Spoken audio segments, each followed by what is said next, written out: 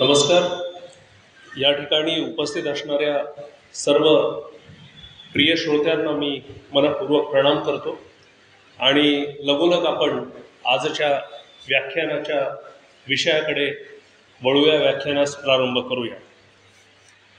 त्यांचं वर्णन करत असताना रोमारोला नावाचे नोबेल पारितोषिक विजेते फ्रेंच लेखक यांनी असं म्हटलंय की 30 वर्षाच्या परमार्थ भारताच्या हजारो वर्षांच्या परमार्थ साधनेचं सार म्हणजे ती व्यक्ती आहे. स्वामी विवेकानंदांनी पुढे जाऊन म्हटलं की पूर्णपणे भारत आणि जग बदलवून टाकणारं एक व्यक्तिमत्व म्हणजे आपला आजचा जो विषय आहे ते एक व्यक्ती आहे.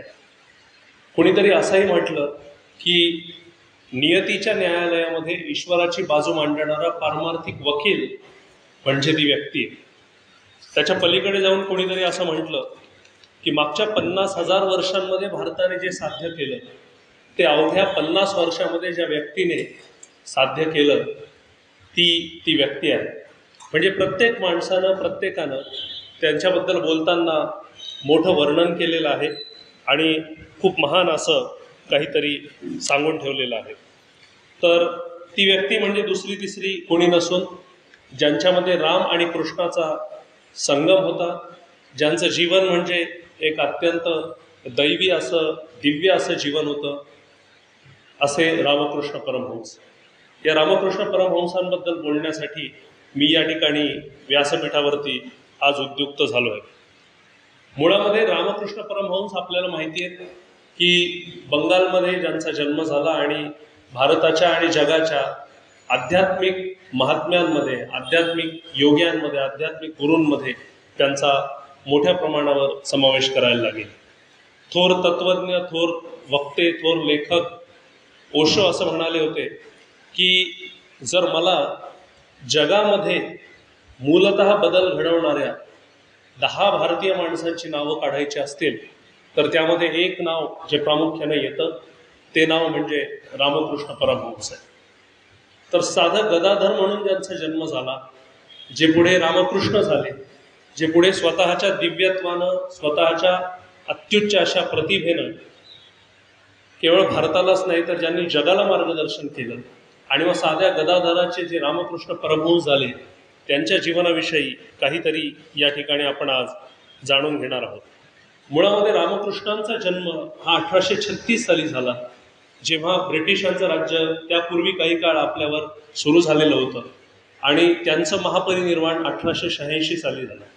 परंतु 1836च्या आधी साधारण जागतिक स्थिती काय होती आणि भारताची स्थिती काय होती, बंगालमधली स्थिती काय होती हे आपल्याला बघायला लागेल, जेणेकरून त्यांच्या जन्मपूर्व स्थितीचा अभ्यास केल्यानंतर त्या काळी काय वातावरण होतं हे आपल्याला निश्चितपणे पूर्णपणे समजेल. मुळामध्ये त्यावेळेस जगामध्ये पूर्व आणि पश्चिम असे 2 भाग पडलेले होते. पश्चिमेला सातत्यानं असं वाटायचं की ईश्वर, धर्म वगैरे या गोष्टी सगळ्या ठीक आहेत, तत्वज्ञान वगैरे ठीक आहे, परंतु सगळ्यात महत्त्वाचं म्हणजे विज्ञान आहे, सगळ्यात महत्त्वाचं म्हणजे तंत्रज्ञान आहे. धर्म, ईश्वर या गोष्टी फारशा महत्त्वाच्या नाहीत किंवा त्या नंतर येतात, असा एक प्रवाह पश्चिमेमध्ये त्या काळी रूढ झालेला होता. परंतु पूर्वेमध्ये विज्ञान आणि तंत्रज्ञानापेक्षा तत्वज्ञानाला अधिक महत्त्व दिलं जात होतं. ज्या ठिकाणी तत्वज्ञानाचे वारे वाहत होते, ज्या ठिकाणी सगळीकडे धर्माचा प्रत्यय येत होता, अगदी पूर्वेमध्ये भिकारी सुद्धा भीक मागण्यापूर्वी सुद्धा परमेश्वराचं नाव घेत होता, इथपासून त्या अगदी अत्युच्च व्यक्तींपर्यंत धर्म, अध्यात्म, तत्वज्ञान याची योग्य असं मुहूर्तमेढ रोवली गेलेली होती. अशी त्या काळामध्ये जगाची स्थिती होती आणि तेव्हाही खऱ्या अर्थानं भारत हा जगाला पूर्वेसाठी मार्गदर्शन करत होता आणि पश्चिमेकडे युरोपियन राष्ट्र असतील किंवा अमेरिकेचा तर उदय झालेला होता, इंग्लंडही होतं आणि अशा काही देशांकडे या पश्चिमेच्या पूर्व एक प्रकारच्या तत्वज्ञानाची आणि एक प्रकारच्या ज्याला रॅशनल फिलॉसॉफी आपण म्हणतो त्याचा मक्ता होता. ही साधारण जगाची स्थिती होती. भारताची स्थिती नेमकी काय होती? भारत हा खचलेला, पिसलेला होता, अज्ञान वाढलेलं होतं, अंधश्रद्धा वाढलेली होती, रूढी परंपरा ज्या होत्या त्याने स्तोम माजवलेलं होतं. भारतामध्ये शिक्षणाचा प्रसार तुलनेनं पश्चिमेपेक्षा हळूहळू हळूहळू होत होता, तुलनेनं कमी होता. इंग्रजांचं राज्य होतं, त्यामुळे अनन्वित अत्याचार आणि स्वातंत्र्याची कोणाला चाड नव्हती, पारतंत्र्याची चीड नव्हती, पराक्रमाची ओढ नव्हती. अशा प्रकारे परिस्थिती झालीच होती. सारेच दीपक असे मंदावले आता, की ज्योती विझू विझू लागल्या, जड घ्यावा प्राण घालून पतंगाने, असे तेज कुठे उरलेच नाही. हे कवी अनिल जे म्हणतात त्या पद्धतीची साधारण भारताची स्थिती झाली होती. आणि भारताचा जो धर्म आहे, भारताचं जे तत्वज्ञान आहे, भारताची जी नीतिमूल्य आहे, त्याचा एक प्रकारे विसर पडावा की काय, अशी एक दुरावस्था भारत अनुभवत होता. अशा सगळ्या अवस्थांमध्ये रामकृष्ण परमहंसांचा जन्म होतोय. आणि हे साल साधारण 1836 साल आहे. 1836 सालापासून 1886 सालापर्यंत 50 वर्ष रामकृष्ण या भूतलावर अवतीर्ण झाले होते. आणि परानुकरण मोहांध अशा, आत्मविस्मृत अशा राष्ट्राला, अशा बंगालला, अशा जगाला मार्गदर्शन करण्यासाठी त्यांचा जन्म झाला होता. ही वस्तुस्थिती आहे. रामकृष्णांच्या चरित्राचा अभ्यास केला तर एक लक्षात येतं की रामकृष्णांच्या आईचं नाव चंद्रमणी असं होतं. काही जणांनी चंद्रदेवी असा देखील त्यांच्या चरित्रामध्ये काही जणांनी उल्लेख केलेला आहे. चंद्रमणी या स्वतः ईश्वरनिष्ठ होत्या, या स्वतः ईश्वराला पूर्णपणे मानणाऱ्या होत्या. आणि या जगातलं कुठल्याही झाडाचं पान सुद्धा ईश्वराच्या इच्छेशिवाय हलू शकत नाही. अशा साधारण गोष्टी सुद्धा ईश्वराच्या इच्छेशिवाय होऊ शकत नाही. तर भारतातल्या, जगातल्या, या दुनियेतल्या मोठ्या गोष्टी ईश्वराशिवाय कशा होतील, असा त्यांचा साधारण ईश्वरावरती 100% विश्वास होता. आणि त्या भक्तिपरायण होत्या, संस्कारी होत्या, ईश्वराला पूर्णपणे मानणाऱ्या होत्या. आणि ईश्वर आहे किंवा नाही याबद्दल कुठलीही शंका न बाळगणाऱ्या पूर्णपणे आस्तिक अशा एक हिंदू धर्मयोगिनी त्यांच्या माता होत्या. जळी स्थळी काष्ठी पाषाणी, जनी विजनी आसनी शयनी, ध्यानी मनी स्वप्नी, सगळीकडे ईश्वर आहे आणि तोच या जगाला आंदोलित करत असतो, यावर त्यांची 100% आढळ अशी श्रद्धा होती. आणि त्यापासून त्या तसुबर देखील दूर होत नव्हत्या. आणि जेव्हा गदाधराचा जन्म झाला, म्हणजे साधारण 1836 साली, त्याच्या अगोदर काही अपत्य त्यांना होती. परंतु एक दैवी अपत्य तुझ्या पोटी येणार आहे हे भगवान श्रीकृष्णाचा एक दृष्टांत झाल्यानंतर त्यांना असं समजलेलं होतं. परंतु त्यांनी आणि त्यांच्या पतिदेवांनी म्हणजे शुधीरामांनी अशी विनंती केली होती भगवान शंकर आणि विष्णू दोघांनाही, की आमच्या पोटी येण्याची काही गरज नाही, कारण आमच्याकडे 18 विश्व दारिद्र्य आहे आणि आम्ही तुमचा सांभाळ योग्य प्रकारे करू शकणार नाही.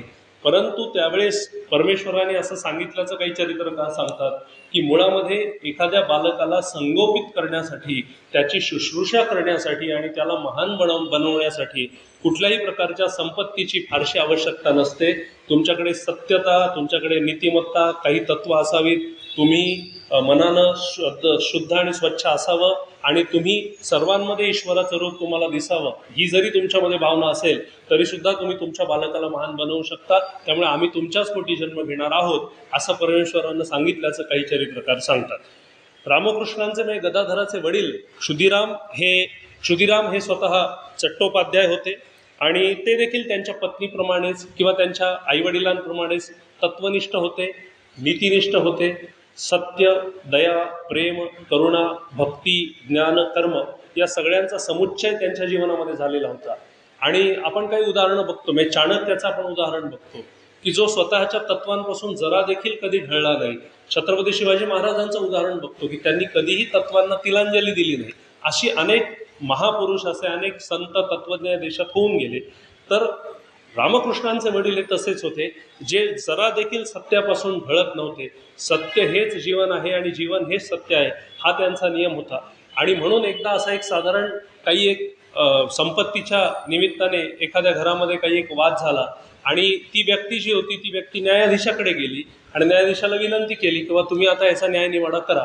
त्यावेळेस न्यायाधीशाने सांगितलं की गदाधराचे जे वडील आहेत ते अत्यंत तत्वनिष्ठ, नीतिप्रिय आहेत, त्याच्याकडनं तू ही साक्ष घेऊन ये की तुझी यात काही चूक नाही आहे आणि तू निर्दोष आहे, तर त्याचा उपयोग या न्यायाधीशा या प्रकरणामध्ये होईल आणि मी तुला निर्दोष तुझी मुक्तता करेल. मग तो माणूस राय असं वगैरे काही, त्याचं रामानंद राय वगैरे असं त्याचं नाव होतं, तो रामकृष्णांकडे, त्यांच्या वडिलांकडे गेला आणि त्यांना विनंती केली.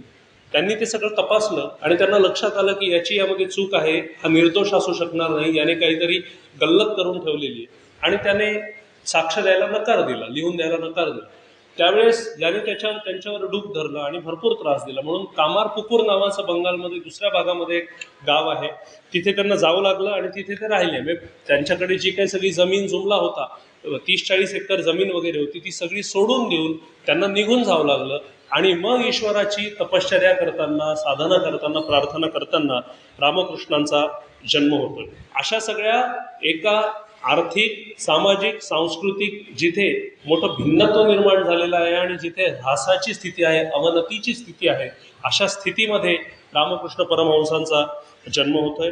त्यांचं जन्माचं नाव गदाधर असं त्यांचं जन्माचं नाव आहे. त्यांना 3-4 मोठी अपत्य देखील त्यांच्या आईवडिलांना होती, परंतु यांचा जन्म होणं हे अत्यंत दिव्य अशी गोष्ट त्या काळी मानली गेली. त्यांचं एक वैशिष्ट्य असायचं, रामदास असतील, विवेकानंद असतील, रामकृष्ण असतील, शंकराचार्य असतील, ही काही जी महानुभाव संत मंडळी होती, यांचं सगळ्यांचं एक साधारण वैशिष्ट्य असं होतं, विशेषतः रामकृष्ण, रामदास, शंकराचार्य आणि विवेकानंदांचं, की क्षणभरामध्ये लहानपणापासून अगदी 3ऱ्या, 4थ्या, 5व्या वर्षापासून क्षणभरामध्ये ध्यानामध्ये जाण्याची, समाधीमध्ये लीन होण्याची, ध्यानामध्ये लिप्त होण्याची त्यांची एक क्षमता होती. तुमच्या आमच्यासारखा संवाद चालू आहे आणि अचानक ते ध्यानामध्ये गेले, असे किती शेकडो प्रसंग त्यांच्या आयुष्यामध्ये निश्चितपणे घडलेले आहेत. दुसरं साम्य या सगळ्यांमधलं हे की यांच्या मनामध्ये कुठल्याही प्रकारची विषयासक्ती नव्हती. म्हणजे रामकृष्णांमध्ये नव्हती, शंकराचार्यांमध्ये नव्हती, रामदासांमध्ये नव्हती, विवेकानंद, आणखी महत्त्वाची अनेक मंडळी आहेत, परंतु मला ज्यांची नावं अगदी स्वयंस्फूर्तीने स्फुरतात अशी ही काही 3-4 संत मंडळी. आणखी एक महत्त्वाचं म्हणजे कुणालाही बघितल्यानंतर ज्यांच्या मनामध्ये एक प्रकारची करुणा दाटून यावी. तुकाराम म्हणतात, जे का रंजले गांजले त्यासी म्हणे जो आपुले, तोची साधू ओळखावा देव तेथेची जाणावा. हे जे काही सगळं आहे, हे सगळं रामकृष्णांमध्ये, विवेकानंदांमध्ये, या सगळ्यांमध्ये मुख्य प्रकर्षाने मुख्यतः याची जाणीव आपल्याला सगळ्यांना होते यांचं चरित्र वाचताना. हा एक सगळ्यात महत्त्वाचा भाग आहे. आणि आपल्यापाशी जे काही आहे ते पटकन समोरच्याला देऊन मोकळं व्हावं. यांचे शिष्य विवेकानंद, त्यांच्या आईवडिलांनी कधीतरी एक शाल काश्मीरवरनं आणली होती, ती शाल त्यांच्या आवडीची होती. एक साधारण एक गरीब माणूस खिडकीच्या बाहेर उभा होता, थंडीने पावसाने कुडकुडत होता. क्षणभरात 5-6 वर्षांच्या नरेंद्राने ती शाल त्या माणसाला देऊन टाकल्याचं त्यांच्या चरित्रामध्ये काही जणांनी लिहिलेलं आहे. तर त्यांचे गुरु रामकृष्ण परमहंस हे स्वतः किती करुणावान, हे स्वतः किती प्रेमळ, दयेने ओतप्रोत भरलेले असतील याची आपण कल्पना करू शकता. कारण रामकृष्ण स्वतः बिंब होते आणि विवेकानंद प्रतिबिंब होते. आणि म्हणून दोघांनाही कधीही संपत्ती असेल, मद, मोह, मत्सर, माया असेल वगैरे या गोष्टींनी कधीही आकर्षित केलं नाही. विवेकानंद आणि रामकृष्णांची जेव्हा भेट झाली तेव्हा विवेकानंदांच्या मनात रामकृष्णांबद्दल एक प्रकारचा संशय होता की नेमके हेच माझे गुरु आहेत का, हे माझ्यासाठी योग्य आहेत का, माझं जीवन, मला जे काही जीवन प्राप्ती, माझं जे काही इप्सित आहे ईश्वर प्राप्तीचं, यांच्याद्वारे प्राप्त होईल का वगैरे वगैरे, असा त्यांचा बराच एक तर्क सुरुवातीच्या 1-2-3 वर्षांमध्ये होता. परंतु जेव्हा रामकृष्णांचं महापरिनिर्वाण झालं त्याच्या अगदी काही आधी रामकृष्णांनी विवेकानंदांकडे सगळं सोपवलं आणि ते असं म्हणाले की पूर्वी जो राम होता आणि पूर्वी जो कृष्ण होता तोच रामकृष्ण माझ्या रूपानं तुझ्या समोर आज या ठिकाणी उभा आहे. हे जर तुला आता कळत नसेल तर या पलीकडे मी काही बोलणार नाही. हे स्वतः रामकृष्णांनी सुद्धा हे जाहीर केलं. आणि विवेकानंदांच्या रामकृष्णांच्या संबंधांमध्ये एकदा असंच विवेकानंदांनी परीक्षा घ्यायची म्हणून रामकृष्णांच्या पलंगाच्या जी गादी होती त्याखाली काही नाणं ठेवलं पैशांचं, आणि रामकृष्ण स्नान करून आले, त्या गादीवर बसले आणि अगदी झटका बसावा त्या पद्धतीने ते उठले. आणि त्यांनी खाली पाहिलं, त्यांना काही पैसे तिथे दिसले. त्यास त्यांनी विचारले, कोणी केलं? विवेकानंद म्हणाले, मी केलं, कारण मला तुमची परीक्षा घ्यायची होती. ते म्हणाले, कसलीही परीक्षा घे, परंतु कांचन, कामिनी वगैरे, धन वगैरे ह्या ज्या गोष्टी आहेत याची माझ्याशी कधीही परीक्षा घेऊ नको, कारण मला या गोष्टींचा कुठलाच मोह नाही. तर अशा पद्धतीचं रामकृष्ण यांचं स्वतः एक व्यक्तिमत्व होतं. परंतु रामकृष्णांच्या, रामदासांच्या, विवेकानंदांच्या, शंकराचार्यांच्या सगळ्या जीवनामध्ये आणखी एक महत्त्वाचा भाग म्हणजे यांना सातत्यानं ईश्वराची प्राप्ती हवी होती. सदा सर्वदा देव सानिध्य आहे अशा प्रकारे त्यांचा एक भाव होता. देवाच्या सख्यत्वासाठी पडाव्या जीवलगांच्या तुटी, अर्पावे सर्व शेवटी, प्राण तोही वेचून टाकावा, परंतु ईश्वराची प्राप्ती करावी, असा रामकृष्णांचा आयुष्यभर प्रयत्न झाला होता. आणि मग त्यामुळे अनेकदा एक प्रकारचं आक्रंदन ते करत असत. ईश्वराची प्राप्ती व्हावी. कबीराला ईश्वर भेटला, मीरेला ईश्वर भेटला, सगळ्यांना ईश्वर भेटला, परंतु मला अजूनही ईश्वराचं दर्शन का होत नाही. लहानपणापासून त्यांचा हा अत्यंत महत्त्वाचा एक भाग होता. आणि ईश्वरामध्ये त्यांची सगळी तल्लीनता होती. प्रत्येक वेळेस त्यांच्या मनामध्ये ईश्वराचाच विचार असेल. सदा सर्वदा योग तुझा घडावा, तुझे कारणी देह माझा पडावा, उपेक्षू नको गुणवंता अनंता, रघुनायका मागणे हेच आता की आता सगळं मला मिळालेलं आहे. चांगले आईवडील लाभले, चांगल्या देशात चांगल्या धर्मात जन्म झाला, माणूस म्हणून जन्म झाला, परंतु अजूनही ईश्वर प्राप्ती काही होत नाही. म्हणून अगदी लहानपणापासनं रामदासांचं असंच होतं, चिंता करीतो विश्वाची असं ते म्हणत असत. आणि प्रभू रामचंद्रांची प्राप्ती व्हावी म्हणून सातत्यानं धाय मोकलून रडत असत. रामकृष्णांचं देखील तसंच होतं. म्हणजे मला रामदास आणि रामकृष्ण यांच्या चरित्रामध्ये मोठ्या प्रकारचं साम्य दिसतं. फक्त रामदासांनी जी काही देशभर भ्रमंती केली ती रामकृष्ण करू शकले नाही, किंवा रामकृष्णांकडनं फार साहित्य निर्मिती झाली नाही, परंतु ईश्वराच्या प्राप्तीच्या बाबतीत जे काही तत्वज्ञान दोघांचं होतं ते अगदी सारखं असं तत्वज्ञान होतं. आणि म्हणून एक प्रकारची भावव्यवस्था त्यांच्या जीवनामध्ये सातत्यानं त्यांना अनुभवायला मिळाली. शिक्षण त्यांचं फारसं काही झालेलं नव्हतं. अगदी 4वी-5वी पर्यंतचंही त्यांचं सारखं असं शिक्षण नव्हतं. त्यामुळे त्यांना फारसं लिहिता वाचता वगैरे येत नव्हतं.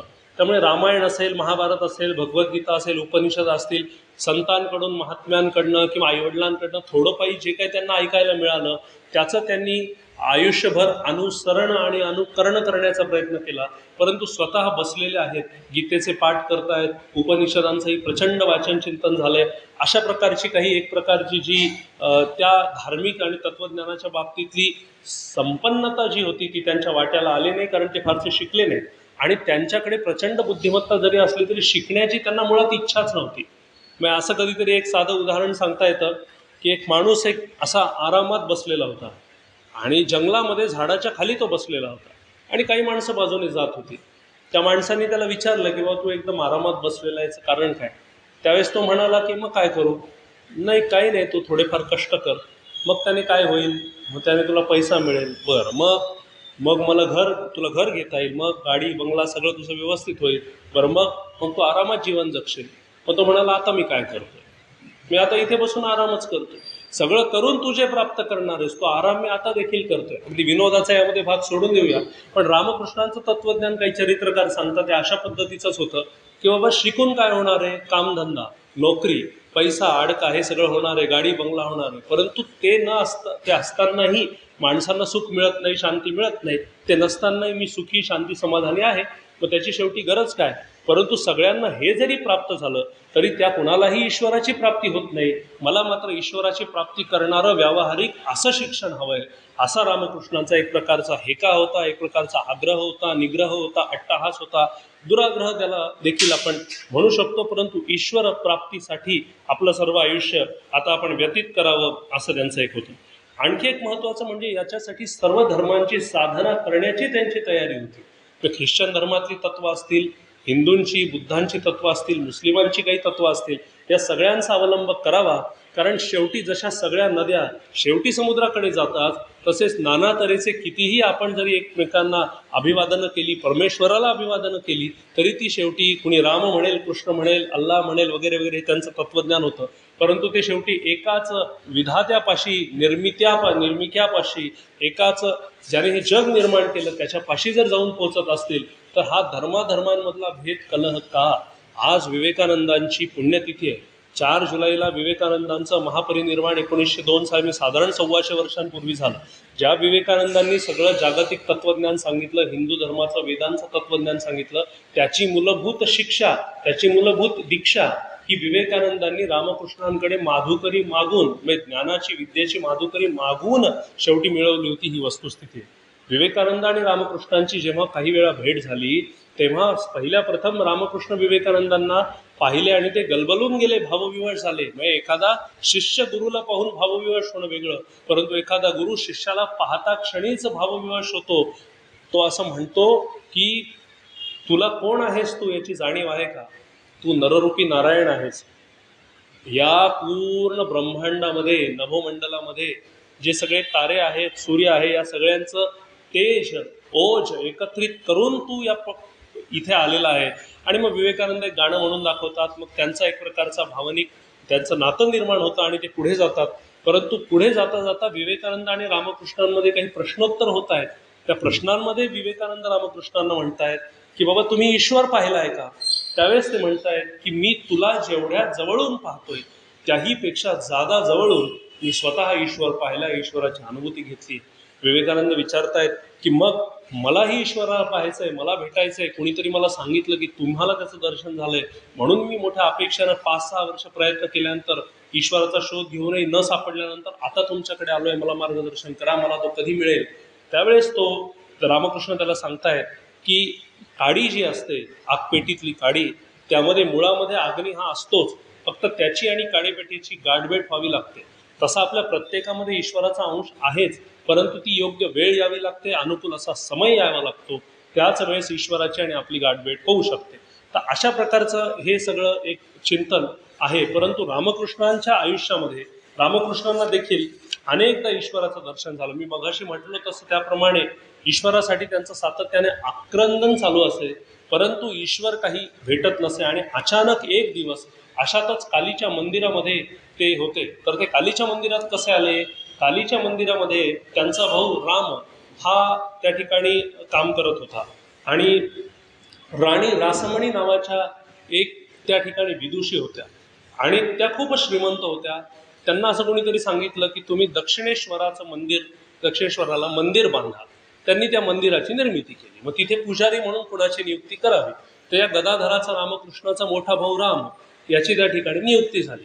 मग रामने बोलावलं रामकृष्णांना, मग गदाधराला, की बाबा एक मला, ज्याला आपण को असं म्हणतो किंवा जॉईंट असं म्हणतो किंवा डेप्युटी असं म्हणतो, असा मला एक सहाय्यक पूजेमध्ये हवा आहे, तू येशील का? त्यावेळेस रामकृष्ण म्हणाले हरकत नाही, मी येईल, परंतु या ईश्वराच्या अंगावर असणाऱ्या सोन्या चांदीची मी त्याच्याशी काही करणार नाही. बाकी सगळं मी करेल, पूजा अर्चा करेल, सेवा करेल, परंतु सोन्या चांदीचा हा भाग जो आहे तो बाजूला काढून टाकायला लागेल.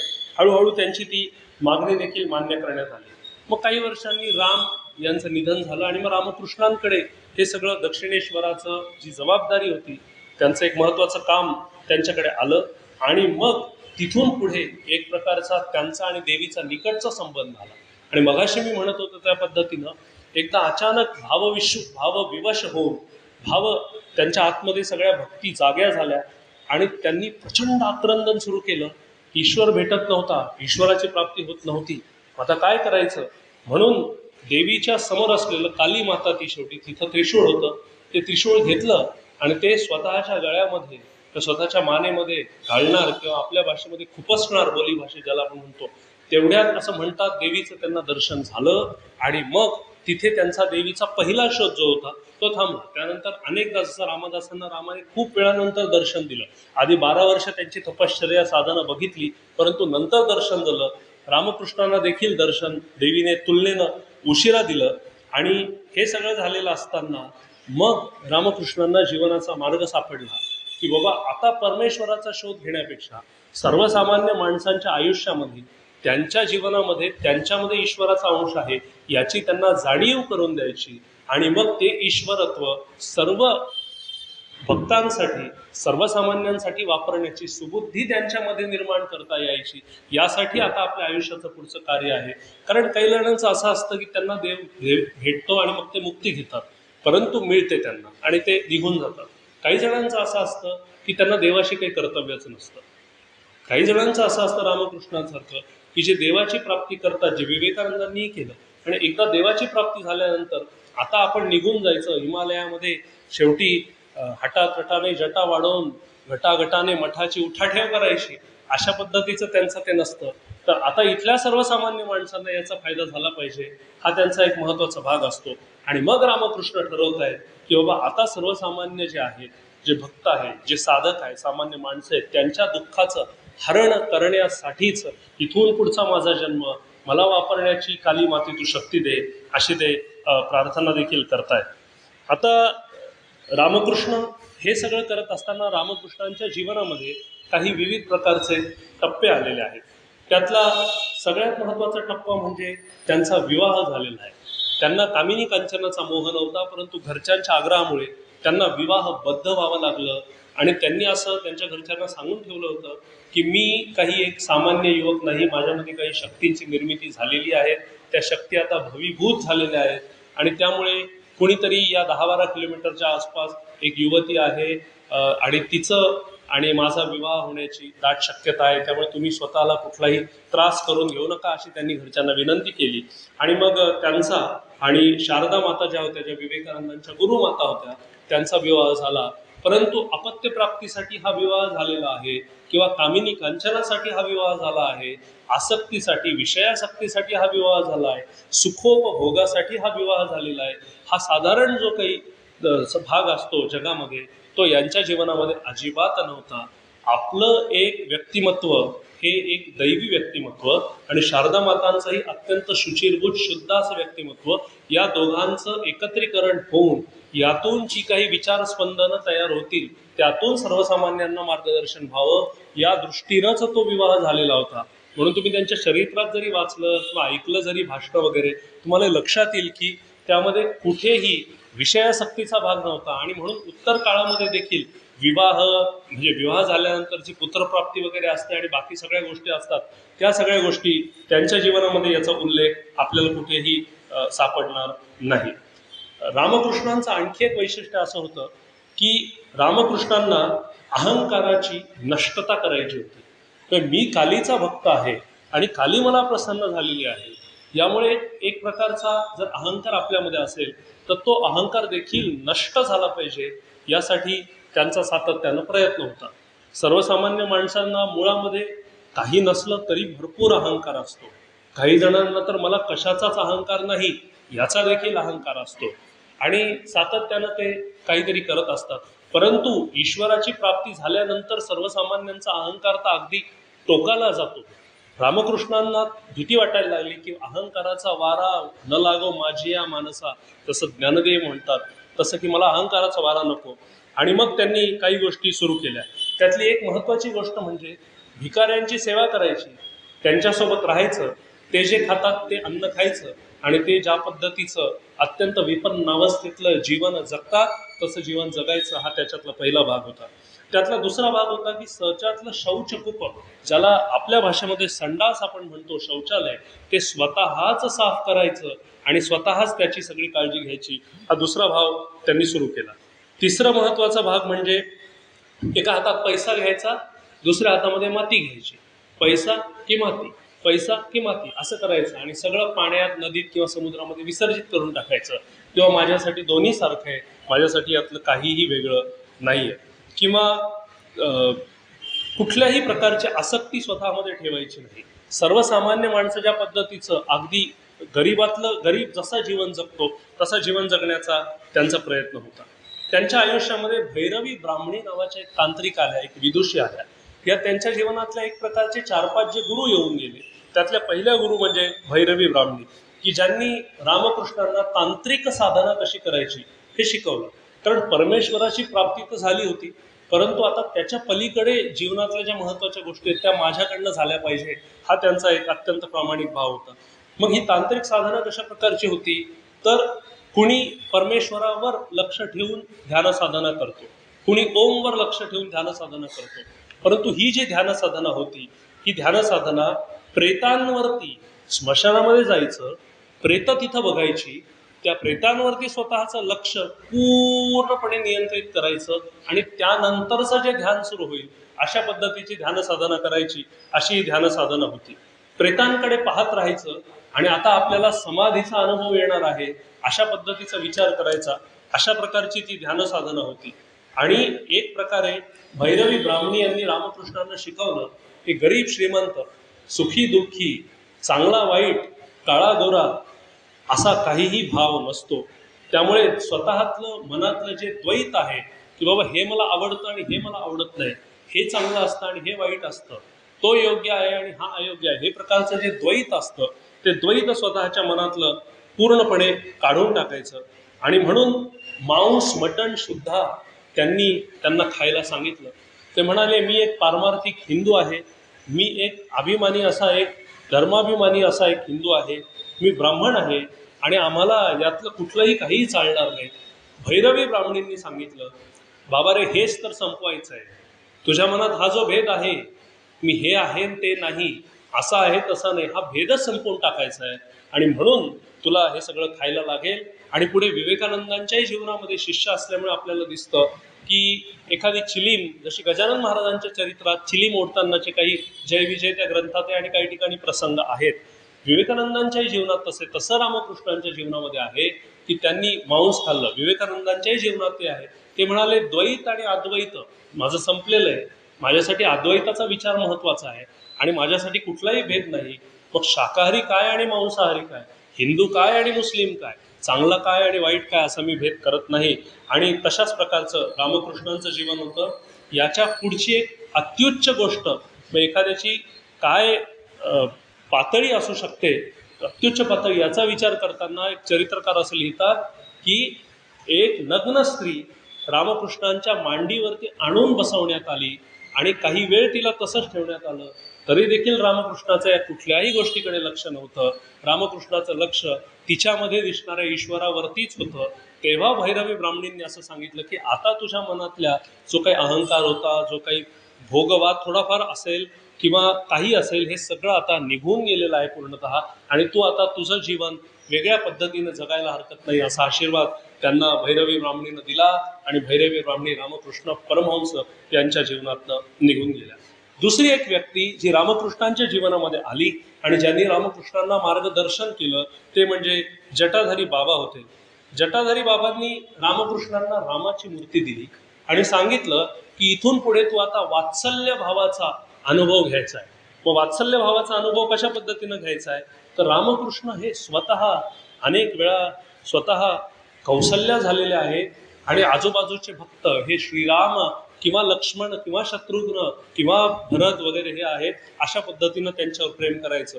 कधी जटाधारी बाबा आई झाले, कधी रामकृष्णांना त्यांनी पुत्र मानलं, कधी रामकृष्णांना कौशल्या बनवलं, दुसऱ्या कुणाला तरी राम बनवलं. अशा प्रकारचा जो काही वात्सल्य भाव आहे, तो वात्सल्य भावाची निर्मिती त्यांच्यामध्ये झाली. थोडं पुढे जाऊन जटाधारी बाबांनी त्यांना दास्यत्व भाव काय असतो यासाठी रामकृष्ण परमहंसांना त्यांच्या गुरूंनी शेवटी हनुमान जसे जगले त्या पद्धतीचं आयुष्य जगण्यासाठी प्रोत्साहित केलं. तुमचा विश्वास बसणार नाही, 6 महिन्यांपेक्षा जास्त काळ रामकृष्ण परमहंस हनुमानाचं जीवन अनुभवण्यासाठी झाडावरच बसून राहिले होते आणि ते इतका काळ तसे राहिले होते की त्यांची माकडासारखी अवस्था झाली होती. थोडीफार शेपूट त्यांना आहे का काय, माकडहाड त्यांचं जातं की काय, अशा पद्धतीची त्यांची एक अवस्था निर्माण झाली होती. इथपर्यंत ते त्या अवस्थेमध्ये पोहोचले होते. एखादी गोष्ट घेतल्यानंतर त्या गोष्टीचा पूर्ण पाठपुरावा करायचा, त्या गोष्टीला पूर्णता प्राप्तत्व तिचं करून घ्यायचं आणि मगच तिच्यापासून मुक्त होऊन दुसरीकडे जायचं. रामकृष्णांच्या जीवनाचा अत्यंत महत्वाचा भाग होता.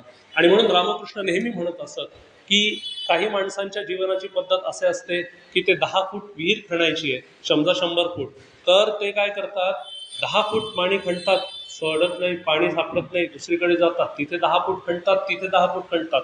मी तसं करत नाही, मी एकाच जागी 100 फूट 200 फूट 300 फूट खणतो, जेणेकरून पाणी तिथेच निर्माण होतं. म्हणजे आज इकडे जायचं, काहीतरी मागायचं, नाही मिळालं सोडून द्यायचं, तिकडे जायचं, मागायचं, नाही मिळालं सोडून द्यायचं, त्याच्याकडे जायचं, याच्याकडे जायचं, त्याच्याकडे जायचं, असं मी करत नाही. त्या व्यक्तीकडे जाऊन पूर्णतः मला ईश्वराच्या संदर्भातल्या गोष्टींची पूर्णतः प्राप्ती झाल्याशिवाय मी त्या व्यक्तीपासून दुसरीकडे जात नाही आणि माझं लक्ष हटवत नाही, असं रामकृष्ण परमहंस कधी कधी भक्तांना सांगत असत. आणि हा जटाधारी बाबांचा आणि भैरवी ब्राह्मणींचा भाग झाल्यानंतर एक प्रकारचा मधुर भाव देखील त्यांच्या जीवनामध्ये निर्माण झाला होता. आता इथे तुलनेनं स्त्रियांची संख्या पुरुषांपेक्षा जास्त आहे, म्हणून काही गोष्टींचा उल्लेख करायला लागेल. स्त्रीचा जो देह असतो त्या देहाची अनुभूती व्हावी म्हणून रामकृष्ण परमहंस अगदी स्त्रीसारखे नटत असत, लाजत असत, मुरडत असत, साडी नेसत असत, स्त्रिया ज्या गोष्टी करतात त्या सगळ्या गोष्टी ते करत असत. आणि असं म्हणतात की ते मधुर भावामध्ये इतके आकंठ बुडाले होते की शेवटी त्यांच्यामध्ये पुरुष असून देखील स्त्रीची भावना निर्माण झाल्यामुळे स्तनांची देखील निर्मिती झाली होती. असं प्रग सहस्रबुद्धे रामकृष्ण मठाने जे काही त्यांच्यावरचं पुस्तक प्रकाशित केलंय त्या पुस्तकामध्ये लिहितात. स्त्रीचा जो मासिक धर्म असतो तो देखील रामकृष्णांना अनुभवता आला होता. इथपर्यंत ते खोलामध्ये शिरलेले होते आणि अशा पद्धतीची त्यांची साधना झाली होती. म्हणजे स्त्री पुरुष काय, गरीब श्रीमंत काय, चांगला वाईट काय, हिंदू मुस्लिम काय, हा सगळा भेद नष्ट व्हावा, सगळ्या प्रकारचा अनुभव जीवनामध्ये घेता यावा आणि मगच आपल्याला पूर्णपणे मुक्ती मिळेल आणि आपण त्या प्रभूच्या परमधामापाशी पोहोचू शकू, हा त्यांचा पूर्णपणे विश्वास होता. हे सगळं त्यांनी करण्याचा प्रयत्न केला. मग शेवटी जसे जटाहारी बाबा त्यांच्या जीवनात आले, तसे फलहारी बाबा देखील त्यांच्या जीवनात आले, ज्यांनी हठयोग शेवटी यांना शिकवला. तोतापुरी देखील त्यांच्या जीवनामध्ये आले, ज्यांनी त्यांना वेदांताची पूजा कशी करायची आहे, त्याचं आचरण कसं करायचं हे शिकवलं. आणि त्यांनी सांगितलं की बाबा आता तुम्ही इतके दिवस कालीची पूजा केली, आता तुम्हाला कालीची पूजा करता येणार नाही. आता तुम्हाला सगुण साकाराची पूजा करण्याऐवजी निर्गुण निराकाराची तुम्हाला पूजा करावी लागेल आणि हे सगळं विसरून जावं लागेल. तेव्हा रामकृष्ण परमहंस म्हणाले, काहीही सांगा मी करीन, परंतु माझ्या काली मातेपासून मला कुणी दूर नेण्याचा प्रयत्न केला तर काय होईल हे मी तुम्हाला दाखवेन. त्यावेळेस ते जे काही तोतापुरी होते ते म्हणाले, आपल्याला हेच तर साध्य करायचं आहे. सगुण साकारामध्ये तू पूर्णपणे अडकून बसलेला आहेस, आता त्यापासून दूर जाऊन निर्गुण निराकार अशा पद्धतीनं ईश्वराची आपल्याला पूजा अर्चा करता येईल का, हा प्रयत्न या ठिकाणी करायचा आहे. आणि ते देखील शिक्षण त्यांना दिलं, ते देखील त्यांना अनुभव आले. आणि मग हे सगळं झाल्यानंतर 50 वर्ष आयुष्याची सरल्यानंतर शेवटी रामकृष्णांच्या जीवनामध्ये महापरिनिर्वाण होत आहे. 1886 साली त्यांना समाधी लागतीये आणि ते निघून जात आहेत. शेवटी असं असतं की तुम्ही कितीही काही केलं तरी असं म्हणतात की मागच्या जन्माची काही कर्म जर असतील तर ती या जन्मामध्ये तुम्हाला भोगावी लागतात. रामकृष्णांना घशाचा क्षय झाला, ते आक्रंदन करत असत, बोलत असत, स्वतःला त्रास करून घेत असत. डॉक्टर सांगत होते, महेंद्रनाथ सरकार नावाचे डॉक्टर, होमिओपॅथ डॉक्टर, की आता तुम्हाला बरं व्हायचं असेल ते सगळं बंद करायला लागेल. रामकृष्ण म्हणत असत, किंवा हे बंद कसं करणार, ज्याच्यासाठी माझा जन्म झालेला आहे ते सोडून मी जाऊ शकणार नाही. या गळ्याची, या घशाची निर्मिती मुळामध्ये बोलण्यासाठी, मार्गदर्शन करण्यासाठी, सत्संग करण्यासाठी झाली आहे, त्यापासून मी दूर कसा जाणार. असं करता करता ते त्यात आकंठ बुडून गेले. मग शेवटी विवेकानंद म्हटलं तसं त्यांच्या जीवनात 5-6 वर्ष होते. विवेकानंदांना त्यांनी सगळी जबाबदारी त्यांच्या त्या पंथाची, त्यांच्या त्या धर्माची दिली आणि मग ते 1886 साली आपल्या सगळ्यांना सोडून निघून गेले. असं साधारण रामकृष्ण परमहंसांचं एक जीवन, ज्यामध्ये त्यांनी दास्यभाव, वात्सल्यभाव, मधुर भाव हे सगळं अनुभवलं. त्यांनी स्त्रीचा जन्म देखील अनुभवला, प्राणीमात्रांचा जन्म देखील अनुभवला, हिंदू मुस्लिमांचा जन्म अनुभवला. आणि हे करता करता फारसं शिक्षण झालेलं नसतानाही, फारशी सधनता नसतानाही भारत आणि जग काही प्रमाणात बदलून टाकण्याची, किमया करण्याचा प्रयत्न त्यांनी केला. रामकृष्णांचं तत्वज्ञान एक शेवटच्या 10-15 मिनिटांमध्ये आणि 1-2 कथांचा आपण परामर्श घेऊया, उहापोह करूया आणि आपल्या या व्याख्यानाला आपण रजा देऊया. रामकृष्ण परमहंस नेहमी असं म्हणत असत की मला असं वाटतं की परमेश्वरा 2 वेळा हसतो. तो 2 वेळा फार हसतो, कुत्सितपणे हसतो, त्याला वाईट वाटतं की बाबा काय चाललंय हे. त्यातली पहिली वेळ म्हणजे एका मातेचे 2 पुत्र जेव्हा जमिनीसाठी भांडत असतात की ही माझी जमीन आहे, ती तुझी जमीन आहे, तू या जमिनीचा भाग घ्यायचा नाही, मी त्या जमिनीचा भाग घेणार नाही, वगैरे वगैरे, आणि जमिनीचे तुकडे करतात. त्यांना लक्षात येत नाही की पूर्ण जगामध्ये, पूर्ण पृथ्वीवरती एक जमीन आहे आणि ती या परमेश्वराची जमीन आहे आणि त्याने आपल्याला वापरायला दिलेली आहे. परंतु आपण माझं म्हणून, माझं आमचं म्हणून त्यामध्ये भेद निर्माण करतो आणि भांडत बसतो. हे परमेश्वराला सहन होत नाही. आणि मग परमेश्वर कुत्सितपणे गालातल्या गालात हसतो की किती वेडेपणा हा आहे, यांना या साध्या गोष्टी कळत नाही. की एक वेळ आणि परमेश्वर दुसऱ्या वेळा हसतो जेव्हा एखादी स्त्री जेव्हा गर्भवती असते आणि गर्भधारणेची ते सगळं होतं, प्रसूतीची जेव्हा वेळ येते तेव्हा डॉक्टर किंवा वैद्य जे काही असेल तो सर्जरी, ती जी काही नाळ असते ती कापून टाकतो आणि बाळ आणि आई वेगळं होतं आणि सांगतो की बघा आता हे वेगळे झालेले आहेत. तेव्हा आई आणि बाळ एकमेकांपासून मी वेगळे केले आणि आता हे 2 जीव झालेले आहेत.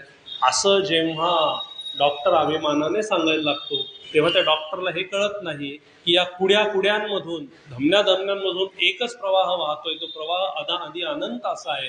तुम्हाला दिसताना ते वेगळे दिसतात, ते खऱ्या अर्थाने एकच आहेत. शरीर रूपाने वेगळे आहेत परंतु ते आत्मा, मन या रूपाने एकच आहेत. तेव्हा परमेश्वर गालातल्या गालात हसतो की बाबा हे डॉक्टरला किंवा या माणसांना हे कसं समजत नाही. असं रामकृष्ण परमहंस एक तत्वज्ञान सांगतात. त्यांचं आणखी एक तत्वज्ञान, एका भक्ताने त्यांना, रामकृष्णांकडे भक्त येत असत, जसं विवेकानंद प्रश्न विचारत असत, सर्वसामान्य भक्त येत असत आणि प्रश्न विचारत असत. तेव्हा असं म्हणतात, रामकृष्णाला विचारलं किंवा रामकृष्ण आता आम्हाला सांगा की घार जी असते ते उंच आकाशामध्ये उडते, परंतु अनेक वेळा तिचं लक्ष तिच्या पिलाकडे वगैरे असते सोडून द्या, परंतु खाली एखादं भक्ष आहे की नाही याकडेही तिचं लक्ष असतं, ती इतक्या वर जाते. तर त्यावेळेस रामकृष्ण म्हणतात सर्वसामान्य माणसाचं असंच असतं, तो कितीही उच्च अत्युच्च अशा गोष्टीपर्यंत पोहोचला तरी सुद्धा एक विषयासक्त अशा गोष्टींकडे, त्याचं प्राप्तीकडे, स्वार्थाकडे त्याचं सातत्यानं लक्ष असतं. त्यामुळे आपलं हे लक्ष हटलं पाहिजे तर आपल्याला मुक्ती मिळेल असं रामकृष्ण सांगतात. रामकृष्णांना कोणीतरी विचारलं की पंडित लोक किंवा भाषण करणारे कीर्तनकार प्रवचनकार खूप बोलतात, परंतु त्यांचं वागणं तसं कधी कधी नसतं, याचं उत्तर काय? तेव्हा रामकृष्ण म्हणतात की एखादा जो घडा असतो तो भरेपर्यंत भरपूर आवाज करतो, एकदा तो ओत प्रोत भरल्यानंतर त्याच्यातलं कसलाही आवाज होत नाही. सर्वसामान्य माणसाचं असंच असतं, जेव्हा सर्वसामान्य माणसं ज्ञानी होतात तेव्हा त्यांच्यातला मीपणाचा जो दंभ असतो, अहंकार असतो, तो संपलेला असतो वगैरे वगैरे. कुणीतरी रामकृष्णांना विचारलं की काय परमेश्वराची प्राप्ती करायची आहे, परंतु काम धाम नोकरी व्यवसाय या सगळ्या गोष्टीतनं प्रपंच याच्यातनं काही वेळ मिळत नाही, मग कसं काय करू? तेव्हा रामकृष्ण म्हणतात, अरे वेड्या, मला सांग, एखादी मोलकरीण असते, ती 10 घरांमध्ये काम करते, परंतु तिचं काम घरामध्ये काम करण्यासाठी ती वेगळी मोलकरीण लावते का? अजिबात नाही, ती स्वतः काम करते. तसं आहे, हे सगळं मी करतो म्हणून मला परमेश्वराचं करता येणार नाही, त्याच्यासाठी आता तू काही वेगळा माणूस लावणार आहेस का? तसं होणार नाही, तुलाच ते करायला लागेल असं म्हणून परमेश्वराच्या प्राप्तीसाठी रामकृष्ण परमहंस भक्तांना जागेवर आणत असत. रामकृष्ण परमहंस एक तत्वज्ञान सांगताना असं म्हणाले की एखाद्या नदीमध्ये एखादा ओंडका असतो आणि त्या ओंडक्यावर काही गोष्टी असतात, तो ओंडका त्या गोष्टींना असं वाहून नेत असतो.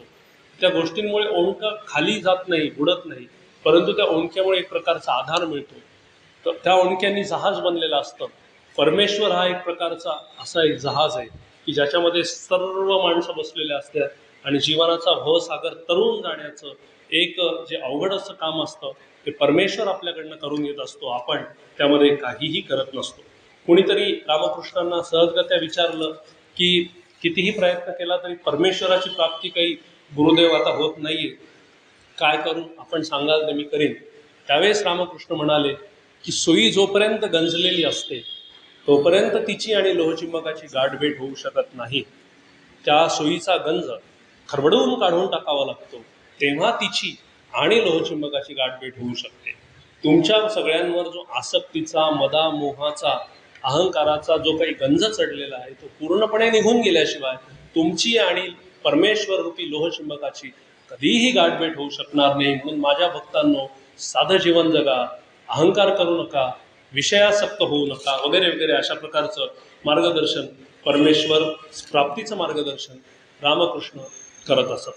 रामकृष्ण परमहंसांचं सगळं जीवन हे एक प्रकारचं निरक्षर माणसाचं जीवन होतं, परंतु जीवनाच्या शाळेमधले ते उघड्या डोळ्यांनी जग बघणारे विद्यार्थी होते, गोष्टी अनुभवत होते, पाहत होते. आणि त्यातनं ही जी काही उदाहरणं आहेत, म्हणजे आता गंजलेल्या सुईचं रूपक असेल, ओंडक्याचं रूपक असेल, अशी अनेक रूपकं त्यांनी वापरली. ही जी रूपकं वापरली ही एक प्रकारच्या साधनेतून, अनुभवातनं, माणसांचं निरीक्षण केल्यानंतर आणि जीवनाचा उद्देश समजल्यानंतर त्यांना खऱ्या अर्थानं प्राप्त झालं होतं. त्यामुळे रामकृष्णांचं चरित्र अनुभवताना, रामकृष्णांचं चरित्र वाचत असताना प्रकर्षानं जाणवणारी गोष्ट ही आहे की माणसांमधले जे भेद आहेत ते संपवण्यासाठी, धर्माधर्मांमधला भेद संपवून एक समन्वय निर्माण करण्यासाठी आणि परमेश्वर प्राप्ती माणसांना करून देण्यासाठी आणि प्रत्येक माणसामध्ये परमेश्वराचं एक रूप आहे ते पाहता यावं आणि त्या जीवभावे शिवसेवा ही करता यावी, यासाठी रामकृष्णांचा या भूतलावरती जन्म झालेला होता. यामध्ये कोणीही दुमत असण्याचं अजिबात कारण नाही आहे. एक रामकृष्णांनी सांगितलेली एक कथा या ठिकाणी फक्त सांगतो आणि या ठिकाणी भाषणाचा शेवट करतो. एकदा अर्जुनाला गर्व झाला होता की कृष्णाचा मी फार मोठा भक्त आहे, आणि कृष्णांना ते लक्षात आलं आणि शेवटी मित्र असला तरी देखील भक्त होता, त्याला जागेवर आणणं गरजेचं होतं. म्हणून ते म्हणाले, चल आता आपण कुठेतरी फिरायला जाऊ. आणि मग भटकंतीला, टेहळणीसाठी, ते भ्रमंतीसाठी ते निघाल्यानंतर थोडं अंतर चालून गेल्यानंतर एक शेत दिसलं आणि त्या शेतामध्ये एक शेतकरी होता. त्या शेतकऱ्याच्या हातामध्ये एक प्रकारची कुऱ्हाड होती आणि तो असं इकडे तिकडे काम करत होता. त्यावेळेस विचारलं की बाबा, हा एका बाजूला याच्याकडे कुऱ्हाड आहे. त्यांच्याशी संवाद झाला. ते म्हणाले की मी एक अहिंसक माणूस आहे आणि माझ्या हातात कुऱ्हाड आहे, परंतु मी जेव्हा काही गवत वगैरे असतं विचारलं कृष्णाने तू किती अहिंसक आहेस. त्याच तो माणूस म्हणाला की गवत वगैरे असतं ते जेव्हा वाळतं तेव्हाच मी त्याचा आस्वाद घेतो, किंवा मी कुठली हिंसा करत नाही वगैरे अशा काही गोष्टी त्याने सांगितल्या. हे सांगितल्यानंतर मग अर्जुन हसू लागला. अर्जुन म्हणाला एका बाजूला हा म्हणतो मी अहिंसक आहे, दुसऱ्या बाजूला हा ते गवत खातो, गवत खाऊन कोणी जीवन जगतं का, बरं ठीक आहे अहिंसक आहे असं म्हणतो, आणि दुसऱ्या बाजूला याच्या हातात कुऱ्हाड आहे. ओके, अशा प्रकारचा तो सगळा भाग होता. हे सगळं झाल्यानंतर मग अर्जुन त्या ठिकाणी गेला आणि विचारलं त्यांनी बा असं तुझं आहे, कुऱ्हाड का बाळगतोय. त्यावेळेस तो म्हणाला मला 3-4 जणांना या कुऱ्हाडीने मारून टाकायचं. मग त्याला विचारलं किंवा कोण ते 3-4 जण. त्यावेळेस तो म्हणाला की पहिला म्हणजे नारद जर मला कधी दिसला तर मला त्याच्यावर कुऱ्हाड चालवायची का, कारण तो सतत नारायण नारायण करत भ्रमंती करत बसतो आणि माझ्या प्रभूला एक प्रकारे त्याच्या जीवनामध्ये व्यत्यय आणण्याचं काम करतो. त्याला तो सतत काही झालं की प्रभू मला हे काम आहे, प्रभू मला ते काम आहे, म्हणून मला त्याला मारून टाकायचं आहे. बरं, दुसरा कोण, दुसरा भक्त प्रल्हाद, की स्वतःच्या गोष्टींसाठी तो इतकी साधना करतो की माझ्या प्रभूला त्याच्यामुळे त्रास होतो, म्हणून मला त्याला एकदा मारून टाकायचं आहे. बरं, तिसरं कोण, तिसरी म्हणजे द्रौपदी. ती जर मला कधी भेटली तर मला तिला मारायचं आहे, कारण तिने माझ्या प्रभूला जेवणामधून उठवलं आणि माझ्या प्रभूला उष्ट अन्न खायला घातलं. एका चिंधीसाठी माझ्या प्रभूला ती भरजरी ग पितांबरी, आपण जे सगळं द्रौपदीशी बंधू शोभे नारायण हे सगळं आहे, किंवा तिचं वस्त्रहरण होत असताना माझ्या प्रभूला एक प्रकारचं डिस्टर्ब करून खाली यायला लावलं, म्हणून मला तिला त्रास द्यायचा आणि मारायचा. आणि चौथा कोण, आणि चौथा तो अर्जुन याला माहित नाही, तो सांगतो चौथा तो अर्जुन, कारण त्याने माझ्या प्रभूला सारथी बनवलं, म्हणून मला त्याला मारून टाकायचंय. मग रामकृष्ण सांगतात की बघा बाकीचा नकारात्मक भाग सोडून द्या, परंतु प्रभूशी इतकं जर तादात्म्य तुम्ही पावणार असाल, तुमचं प्रभूवरती इतकं प्रेम असेल, तुमची प्रभूसाठी इतका तुमचा जीव तुटत असेल, तुमची एवढी भक्ती असेल, इतका आक्रंद नसेल, तर प्रभू तुम्हाला भेटल्याशिवाय राहणार नाही. परंतु आपली आडली नडली कामं करणारा नोकर म्हणजे परमेश्वर असतो, ज्याला आपण आयुष्यातल्या चांगल्या गोष्टींचं श्रेय कधीच देत नाही, परंतु वाईट झाल्यानंतर आपल्याला अगदी देवा काय केलंस रे ते आपण नेहमी म्हणतो, परंतु आपलं लायकी नसताना, पात्रता नसताना आपल्याला जे यश मिळतं त्याच्यासाठी आपण देवा माझं यश नसताना, लायकी नसताना तू मला हे दिलं असं आपण कधीही म्हणत नाही. या अवस्थेपर्यंत जेव्हा आपण पोहोचू तेव्हा आपली आणि परमेश्वराची गाठभेट झाल्याशिवाय राहणार नाही. अशा प्रकारचा एक संदेश रामकृष्ण परमहंसांनी त्यांच्या काही कथांमधून दिल्याचं मला स्मरत आहे. तर अशा पद्धतीचं एक दैवी जीवन रामकृष्ण परमहंस जगले. आणि आज काय योगायोग, रामकृष्ण परमहंसांच्या सगळ्यात महान आणि सगळ्यात प्रिय अशी शिष्याची ही पुण्यतिथी, ज्याला आपण 4 जुलै हा दिवस, आणि त्याच दिवशी रामकृष्णांवरती काही एक सांगण्याचं भाग्य मला लाभलं. त्याबद्दल मी गीता धर्म मंडळाचा मनापासून आभार मानतो.